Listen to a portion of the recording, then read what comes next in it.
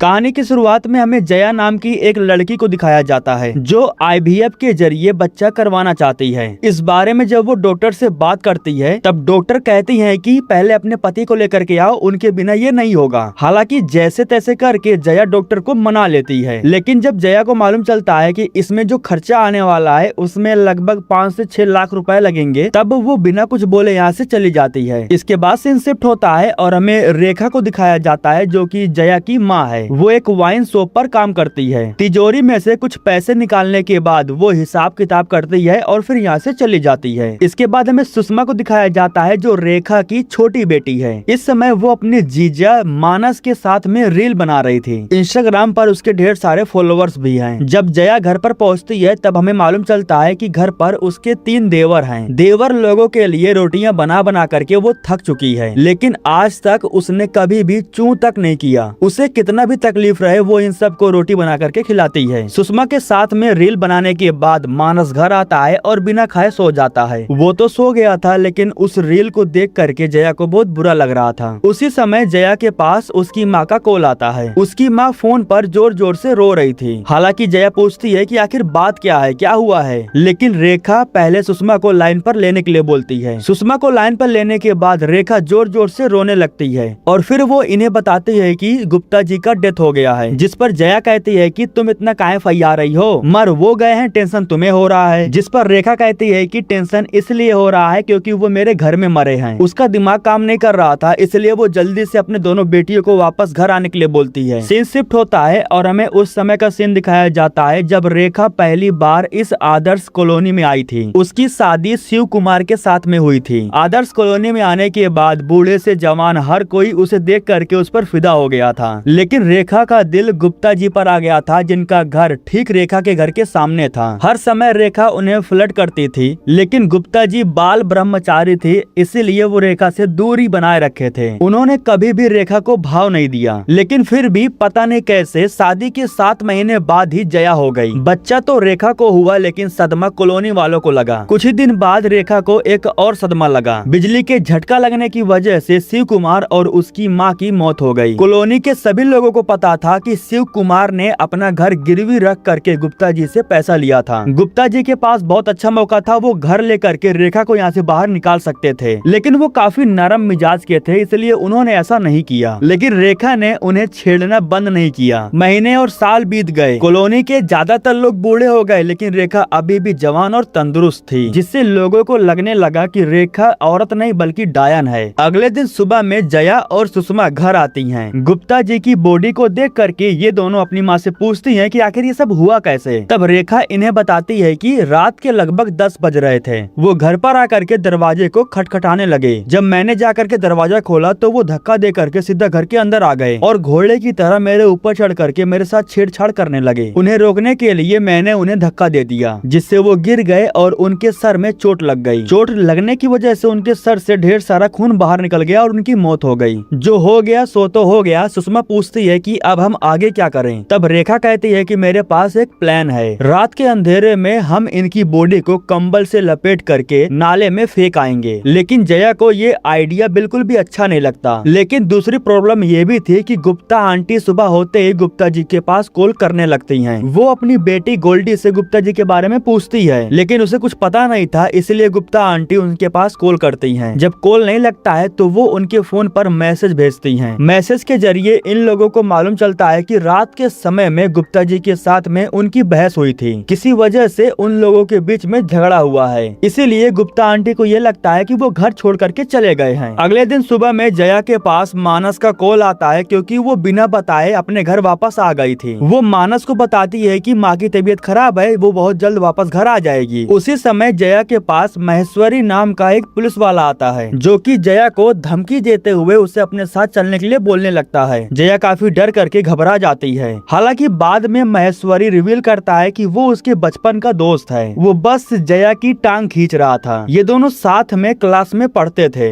लगभग 6 सालों बाद ये दोनों वापस मिल रहे थे, इसलिए जया उसे पहचान नहीं पाती। फिलहाल महेश्वरी इंस्पेक्टर बन चुका है और गुप्ता जी उसके जीजा हैं। यहाँ एक बात मैं आपको और बता देता हूँ कि महेश्वरी शुरू से ही जया को पसंद करता है। जया की शादी हो गई है, लेकिन फिर भी वो आज भी उसे पसंद करता है। वो जया और उसकी फैमिली को आज रात के भजन फंक्शन में आने के लिए बोलता है। जब इन्हें मालूम चलता है कि आज रात भजन होने वाला है तो इनका प्लान फ्लॉप हो जाता है। मतलब कि आज रात ये लोग गुप्ता जी को कहीं नहीं ले जा सकते। रात का प्रोग्राम टाइट था लेकिन गुप्ता जी कहीं दिखाई नहीं दे रहे थे। लड़के वाले भी गुप्ता जी को लेकर के थोड़ा परेशान थे। गोल्डी की शादी होने वाली थी और गुप्ता जी लापता थे, इसलिए घर में चिंता का माहौल और ज्यादा था, क्योंकि बेटी की शादी हो रही है और पिता का होना जरूरी है, वरना गुप्ता जी को किसको पड़ी है। खैर जो भी हो, इधर माँ और बेटी गुप्ता जी की बॉडी को किसी दूसरे कमरे में शिफ्ट करने वाले थे। जैसे तैसे करके उन्हें उठा करके उन्हें घसीटते हुए लेकर के दूसरे कमरे में जाने लगते हैं। लेकिन तभी अचानक से गुप्ता जी की आंख खुल जाती है। वो अंगड़ाई लेने लगते हैं। मतलब कि वो मरे नहीं थे, वो सिर्फ बेहोश हुए थे। माँ बेटी ने तो उन्हें मार ही दिया था। इसके बाद रेखा जल्दी से जा करके उनके मुंह और पैर को बांध देती है, ताकि बाई चांस अगर वो उठ भी जाए तो भागने की कोशिश ना करें। उसी समय फोन के जरिए सुषमा को मालूम चलता है कि रेखा ने गुप्ता जी के पास मैसेज किया था। लगभग रात के 2 बजे 3 पत्ती खेलने के लिए वो गुप्ता जी को घर पर बुलाई थी। इसके बाद सुषमा और जया अपनी माँ से पूछती हैं कि आखिर उन्होंने रात में गुप्ता जी को क्यों बुलाया था। रेखा बताती है कि जिस वाइन शॉप पर मैं काम करती हूँ वहाँ का अकाउंट गुप्ता जी हैंडल करते हैं। मैंने वहाँ से कुछ पैसे ले लिए थे और ये बात गुप्ता जी को पता चल गया। उनसे मैंने कहा भी कि मैं पैसे नहीं चुरा रही हूँ, 2 दिन में मैं पैसे वापस रख दूंगी, लेकिन उन्होंने कहा कि मैं मालिक के पास कॉल करके इसके बारे में बता दूंगा। उनसे एक बार फिर से रिक्वेस्ट करने के लिए 3 पत्ती का बहाना करके मैंने उन्हें घर पर बुलाया था, लेकिन वो घर पर आने के बाद सीधा मुझ पर चढ़ बैठे। इसके बाद जया उनसे पूछती है कि कितने पैसे थे। जब रेखा बताती है कि 5 से 6 लाख थे, तब जया पूछती है कि आखिर वो इतने पैसों का करने क्या वाली थी, लेकिन इसके बारे में वो जया को नहीं बताती। वो कहती है कि ये पर्सनल है, जिस पर जया कहती है कि अगर पर्सनल है तो खुद ही हैंडल कर लो। इतना कहने के बाद वो अपना बोरिया बिस्तर लेकर के यहाँ से जाने लगती है। लेकिन तभी रेखा कहती है कि तुम्हें जो चाहिए मैं देने के लिए तैयार हूँ, लेकिन मुझे छोड़कर मत जाओ, मैं अकेले इस मामले को हैंडल नहीं कर पाऊंगी। वैसे अगर आपको याद होगा तो जया को बच्चे करने के लिए 5 से 6 लाख रुपए चाहिए और इतना पैसे रेखा उसे देने के लिए तैयार हो जाती है। इसी वजह से वो यहाँ पर रुक करके अपनी माँ का साथ देती है। अगले दिन सुबह में सुषमा और गोल्डी ये दोनों आपस में बातें कर रहे थे। गोल्डी अपने हस्बैंड की फोटो सुषमा को दिखा रही थी। उसी समय गोल्डी की माँ उससे कहती है कि अंदर आ जाओ वरना किसी की नजर लग जाएगी। सुषमा को एहसास हो जाता है कि वो उससे ही ताना मार रही है। गुप्ता आंटी जब पूजा कर रही थी तभी अचानक से उनके फोन पर एक मैसेज आता है और ये मैसेज गुप्ता जी ने किया था। उन्होंने मैसेज में कहा कि अकेले ही बेटी की शादी कर लो, मैं वापस नहीं आऊंगा। गुप्ता आंटी को लगा कि जरूर नजर लगा है, इसलिए वो जल्दी से नजर झरवाने के लिए चली जाती है, क्योंकि सामने शादी थी और वो रिस्क नहीं लेना चाहती थी। वैसे सुषमा ने वो मैसेज किया था। अब इसके बाद हम सुषमा के कुछ कारनामों पर भी नजर डाल लेते हैं। सुषमा को जब पहली बार रील का भूत सवार हुआ था तब वो गली के एक लड़के के साथ में रील बनाने के लिए उसे 5 मिनट तक किस किया था। ये वीडियो वायरल तो हुआ, लेकिन इसी के साथ ये लोग मोहल्ले में बदनाम हो गए। लड़का बेचारा अपने अम्मा से बहुत मार खाया। गुप्ता जी एक प्रकार से इस मोहल्ले के मुखिया थे। लड़के का शिकायत लेकर के जब वो रेखा के घर पर आते हैं तब रेखा सुषमा की गलती कबूल करते हुए उसे घर से बाहर निकाल देती है। लेकिन ये सब कुछ माँ बेटी का सिर्फ दिखावा था। उन्होंने सुषमा को कुछ दिनों के लिए जया के घर पर भेज दिया, लेकिन वहाँ जाने के बाद सुषमा अपने जीजा के साथ में ही रील बाजी शुरू कर दी। इससे जया को काफी बुरा तो लगा, लेकिन वो कुछ कर नहीं पाती। अगले दिन सुबह में गुप्ता आंटी अचानक से मिठाई का डब्बा लेकर के रेखा के घर पर आ जाती है। पहले तो इन सबको वो मिठाई खिलाती है और फिर एक एक सामान मांगने के बहाने से माँ और बेटी को घर के अंदर भेज देती है। इसके बाद गुप्ता आंटी को जैसे मौका मिलता है तो वो घर के अंदर जा करके अपना नारियल निकालती हैं और उसे एक गमले में छुपा देती हैं। नजर उतारने के लिए वो कुछ जादू टोना कर रही थी। खैर जब उनके लिए पानी आता है तो उसी वक्त गुप्ता आंटी को एक स्मेल आती है और ये स्मेल जानी पहचानी लग रही थी। वो अंदर जा करके चेक करना चाहती थी, लेकिन माँ और बेटी उन्हें यहीं पर रोक देती हैं, उन्हें अंदर जाने ही नहीं देती। वापस घर आने के बाद वो महेश्वरी को बताती है, रेखा के घर के अंदर से मुझे सांडे की तेल की खुशबू आ रही थी जो सिर्फ गुप्ता जी ही लगाते हैं। मुझे तो लगता है कि उन लोगों ने ही गुप्ता जी को किडनैप करके रखा है। लेकिन महेश्वरी को इस बात पर यकीन नहीं हो रहा था। फिर भी वो महेश्वरी को रेखा के घर पर जा करके चेक करने के लिए बोलती है। इधर माँ और बेटियां मिल करके गुप्ता जी के बॉडी को किसी दूसरे कमरे में शिफ्ट कर रहे थे। ठीक उसी समय महेश्वरी भी चेकिंग करने के लिए घर पर आता है। जैसे इन्हें मालूम चलता है कि महेश्वरी घर पर आया है तो उसका ध्यान भटकाने के लिए जया खिड़की के पास जा करके उससे बात करने लगती है। वो उसे अपने साथ स्कूल घुमाने के लिए बोलती है। महेश्वरी उसे इस चीज के लिए मना नहीं करता। वो उसे गाड़ी में बैठा करके स्कूल की तरफ लेकर के चला जाता है। यहाँ जया उससे पूछती भी है कि घर पर कुछ हुआ है क्या। गुप्ता आंटी काफी गुस्से में लग रही हैं। तब महेश्वरी बताता है कि जीजा जीजा और दीदी में लड़ाई हुई थी, जिसके बाद से वो कहीं चले गए हैं। बेटी की शादी है और अब उनका पता नहीं है। इसके बाद हमें जया के कारनामों के बारे में दिखाया जाता है। जया की एक बचपन की दोस्त थी जिसको देखने के लिए अमीर घर के लड़के वाले आए थे, जो कि मानस और उसकी माँ थी। लेकिन यह मौका देख करके जया ने अपना टैलेंट दिखा दिया और उसके इस टैलेंट की वजह से उसकी शादी मानस के साथ में फिक्स हो गई। जया की दोस्त को जोरदार झटका लगा क्योंकि उसकी वजह से उसकी शादी टूट गई। एक बार फिर से जया की वजह से मोहल्ले में रेखा के ऊपर उंगली उठने लगी, लेकिन मोहल्ले के अंदर इनकी कोई सुनवाई नहीं होती। जया जब वापस घर आती है तब उसे मालूम चलता है कि मानस उसे लेने के लिए आया है और वो जया पर काफी गुस्सा था क्योंकि वो बिना बताए चली आई थी और वो उसका फोन भी नहीं उठा रही थी। वो अभी के अभी जया को यहाँ से ले जाना चाहता था। वो जया को लेने के लिए ही आया था, लेकिन तभी रेखा जोर जोर से रोने लगती है। वो मानस से कहती है कि मैं यहाँ अकेली रहती हूँ, मैं तो बस कुछ दिन अपनी बेटियों के साथ में वक्त बिताना चाहती थी। इसके बाद वो अपने दामाद को भी घर रुकने के लिए बोल देती है। वैसे उसने तो सिर्फ मजाक किया था, उसे क्या पता था कि वो सच में रुक जाएगा। अब इनकी समस्या और बढ़ जाती है क्योंकि घर पर मानस आ गया था और अब उसे भी हैंडल करना था। रात के समय में रेखा किसी के पास कॉल करती है और उससे बताती है कि गुप्ता जी अभी भी जिंदा हैं, वो मरे नहीं हैं। और वो ये भी कहती है कि मेरे पास एक प्लान है। अगले दिन सुबह में हमें मालूम चलता है कि गोल्डी के पास एक कॉल आया था। गोल्डी बताती है कि कॉल पर कोई था जो फिरौती के पैसे मांग रहा था। वो कह रहा था कि अगर आज रात में हमने गर्दा वाली गली में कूड़े के डब्बे में अगर 5 से 6 लाख रुपए नहीं रखे तो वो गुप्ता जी को मार देगा। उसी समय गुप्ता आंटी कहती है कि जरूर ये फिरौती रेखा ने मांगा होगा, वैसे भी वो पैसों की भूखी है। गुप्ता जी अभी भी उसके ही घर में हैं। गुप्ता आंटी ऐसा इसलिए बोल रही थी क्योंकि इस मोहल्ले में आने के बाद रेखा ने पैसे कमाने के लिए बहुत सी स्कीमें निकाली थी, जिसमें से पहला एक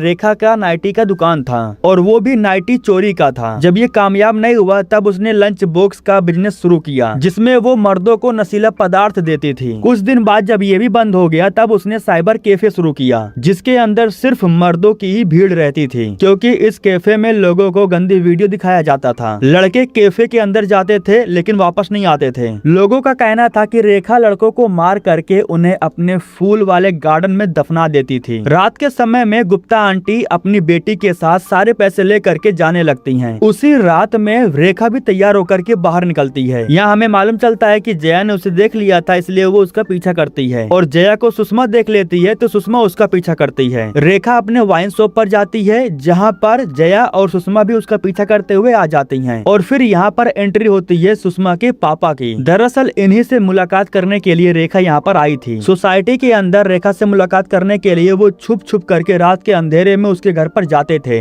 इसके बाद ही सुषमा का जन्म हुआ, लेकिन मोहल्ले की सभी औरतें सुषमा को बड़े ध्यान से देखती थी क्योंकि उन्हें शक था कि कहीं ये उनके मर्द का काम तो नहीं है। फिलहाल सुषमा पहली बार अपने पिता से मिल रही थी, इसलिए वो बहुत खुश थी। यहाँ पर हमें ये भी मालूम चलता है कि रेखा ने पहले ही 3 लाख रुपए सुषमा के पिता को दे दिया था और आज वो उन्हें 2.5 लाख रुपए और देने के लिए आई थी। लेकिन जया को ऐसा लग रहा था कि इन्होंने ही फिरौती के पैसे मांगे हैं क्योंकि सिर्फ इन्हीं को ही पता है कि गुप्ता जी इनके घर में हैं। हालांकि सुषमा के पिताजी कहते हैं कि मैंने कोई फिरौती के पैसे नहीं मांगा है और वैसे भी कल सुबह गोरखपुर की मेरी ट्रेन है, मैं यहाँ से निकलने वाला हूँ। वो इन सबको ये भी बताता है कि वो वांटेड है और पुलिस उसे ढूंढ रही है, इसीलिए उसे पैसों की जरूरत है और वो रेखा से पैसे ले रहा है। पैसे लेने के बाद वो यहाँ से निकल जाएगा, लेकिन रेखा को इन सब के बारे में नहीं पता था। वो रेखा से पैसों का बैग छीनने लगता है, लेकिन तभी जया उस बैग को ले लेती है, जिसके बाद वो अपना रामपुरी निकालता है और अपनी ही बेटी को पकड़ लेता है। वो सुषमा को जान से मारने की धमकी देने लगता है। इसी वजह से जया उसे पैसों का बैग दे देती है। पैसे लेने के बाद वो यहाँ से निकल जाता है। दूसरी तरफ गोल्डी जा करके पैसों से भरा हुआ बैग कूड़े के ऊपर रख देती है। महेश्वरी छुप करके उन पैसों पर नजर रख रहा होता है, लेकिन कब उसकी आंख लग जाती है उसे पता भी नहीं चलता और बैग के सारे पैसे गायब हो जाते हैं। इधर सुषमा वापस घर आती है और वो गुप्ता जी को छोड़ने लगती है। वो अपने पिताजी पर बहुत गुस्सा थी, इसलिए वो गुप्ता जी को छोड़ रही थी। वो बस इतना चाहती थी कि कम से कम गोल्डी के शादी में उसके पिताजी रहें। उसी समय अचानक से गुप्ता जी खड़े हो जाते हैं और जब यहाँ से बाहर निकलने की कोशिश करने लगते हैं तो सुषमा और जया उन्हें पकड़ लेते हैं। वो जया को धक्का दे देते हैं, जिसकी वजह से जया गमले के ऊपर गिर पड़ती है। गमला नीचे गिर पड़ता है और उसके अंदर रखा हुआ नारियल बाहर निकल आता है। उसी नारियल को लेने के बाद जया उसे गुप्ता जी के सर पर फोड़ देती है, जिससे वो वापस से बेहोश हो जाते हैं। लेकिन इससे थोड़ा आवाज हो जाता है और मानस की आंख खुल जाती है। वो उठ करके जया को ढूंढने लगता है। जिस कमरे में से आवाज आई थी वो उस कमरे में जाने लगता है क्योंकि क्योंकि उसे लगा कि जया महेश्वरी से मिल रही है। वैसे तो ऐसा कुछ था नहीं, लेकिन फिर भी वो जया पर काफी गुस्सा हो जाता है। लेकिन आज जया उसका गुस्सा बर्दाश्त नहीं करती, वो भी उस पर भड़क जाती है और उसे घर से बाहर जाने के लिए बोलती है और ये भी कहती है कि दोबारा यहाँ पर आकर के अपनी शकल मत दिखाना, तुम बाप बनने के लायक नहीं हो क्योंकि तुम नपुंसक हो। जया उसे धमकी दे करके यहाँ से भगा देती है। इसके बाद जया अपनी माँ से कहती है कि जल्दी से इस मामले को रफा दफा करने के बाद मैं यहाँ से चली जाऊंगी और दोबारा तुम लोगों को शकल भी नहीं दिखाऊंगी। अगले दिन सुबह में किसी को पता नहीं था, लेकिन गुप्ता जी पता नहीं कैसे घर से बाहर चले गए थे और वो इस समय अपने घर के सामने ही खड़े थे। जब रेखा को इन सब बारे में पता चला तब काफी देर हो चुकी थी। गुप्ता जी अपने घर के अंदर जा चुके थे, लेकिन अजीब बात ये थी कि सर में चोट लगने की वजह से गुप्ता जी को कुछ याद नहीं था, वो सदमे में जा चुके थे। लेकिन गुप्ता जी के मुंह पर जो कपड़ा बांधा गया था उससे इन्हें मालूम चल जाता है कि इसके पीछे रेखा का हाथ है, क्योंकि वो ब्लाउज रेखा का था। रेखा के खिलाफ में इन्हें सबूत तो मिल जाता है, अब बस गुप्ता जी को अपना स्टेटमेंट देना बाकी था। कुछ समय के बाद गुप्ता जी रेखा जी के पास कॉल करते हैं और रेखा को धमकी देते हुए कहते हैं कि महेश्वरी को तुम्हारा ब्लाउज मिल चुका है, अब बस मुझे अपना स्टेटमेंट देना बाकी है। मेरे स्टेटमेंट देते ही तुम सब जेल में जाओगी और अगर जेल में नहीं जाना चाहती हो तो चुपचाप जितना कहता हूँ उतना कर दो, जितना जल्दी हो सके इस घर को खाली करके यहाँ से चली जाओ। रेखा के पास जो सामान वगैरह था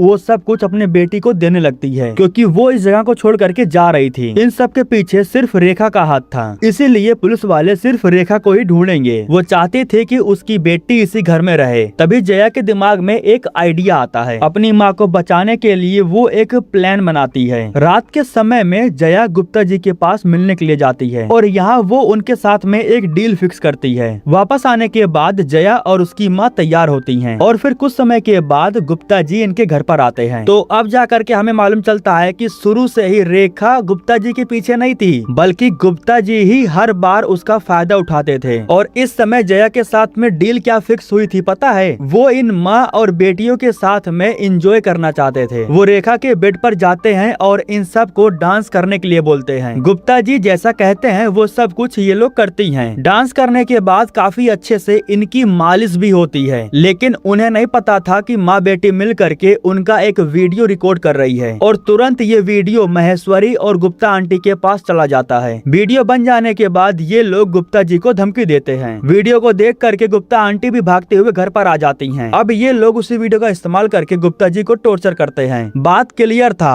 उन्हें ना तो कोई गवाही देना था ना ही कुछ बोलना था। अगर वो गवाही देते हैं, कुछ बोलते हैं तो ये वीडियो सोशल मीडिया पर वायरल हो जाएगा और मोहल्ले का हर आदमी उनके इस हरकत के बारे में जानेगा, उनकी बदनामी होगी। गुप्ता आंटी को रेखा ये भी दिखाती है कि किस तरीके से घर के अंदर आने के बाद गुप्ता जी ने उसके साथ हरकत किया। रेखा को पता था कि अगर वो ये बात किसी को बताएगी भी तो कोई भी उस पर यकीन नहीं करेगा। फिलहाल गुप्ता जी चुपचाप अपना मुंह बंद करके यहाँ से चले जाते हैं। इसके बाद हमें कुछ हफ्ते बाद का सीन दिखाया जाता है, जहाँ पर हमें मालूम चलता है कि गोल्डी एक शो में गई है और वहाँ पर वो सभी को अपनी फीलिंग बताती है। वो बताती है कि उसे ये शादी नहीं करनी थी, वो एक नई जिंदगी की शुरुआत करना चाहती थी, इसीलिए वो 5-6 लाख रुपए लेकर के भाग गई। वैसे उसका कहना था कि वो पैसे उसके पॉकेट मनी का था, लेकिन इन लोगों को पता है कि फिरौती के पैसे उसी नहीं लिया है। तो मूवी के लास्ट में इस चीज का भी खुलासा हो जाता है कि फिरौती किसने मांगा था। और इसी के साथ दोस्तों ये कहानी यहीं पर खत्म हो जाती है।